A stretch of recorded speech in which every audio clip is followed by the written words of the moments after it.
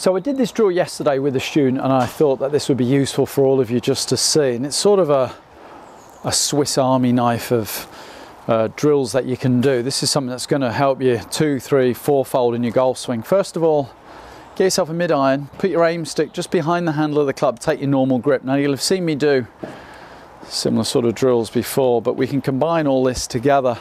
And great if you can practice it with your target line on the ground, so you've got some sort of a reference. And then what I want you to do, just take your normal setup. You'll see how the aim stick just sits up against my left side. So obviously the hands might be a little bit further forward at address than they might be ordinarily. And then to start with, just simply rehearse this first movement of the back swing.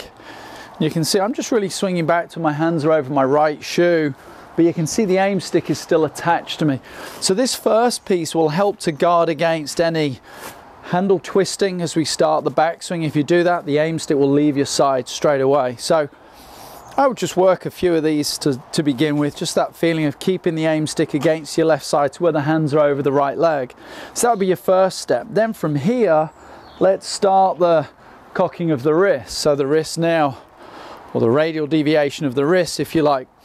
And that starts, and you can see that's going to let the aim stick now slide down my left leg.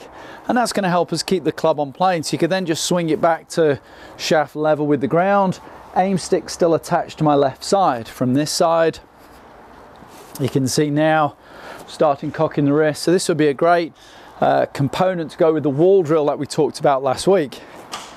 So the aim stick runs along the leg. We start cocking the wrist, still in contact. Then as we go from shaft level with the ground to left arm level with the ground, the aim stick will leave the side, but now I can see with my target line as a reference where the club shaft would point. If not at the target line, then just slightly inside the target line is fine. So now we're up to here. And then if we just spin round, so you can see from this side, we're going to go first move halfway back, club's on plane to the top of the swing. Now from here we can then sense the slight shallowing of the club.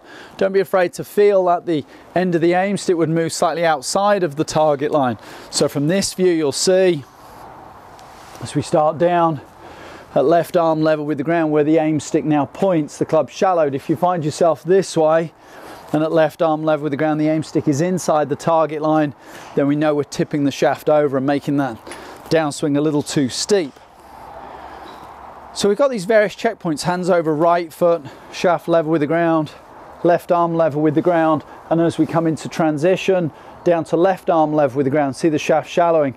And then from here down to impact, and again at this point now making sure that the aim stick isn't hitting you in the side.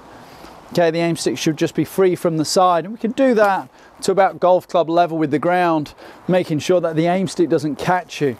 If you find that the aim stick's catching you, then there's a good chance we're getting a little flippy at the bottom, we're getting some of that club head throw away, that left wrist starts breaking down a little bit. Now you can hit balls doing this, but I would suggest just going at little short swings, gentle pace, maybe hitting some little 40 or 50 yard shots. But this is a great visual, something you can do with a mirror. I would suggest so you get yourself a target line down there so you've got a nice reference point.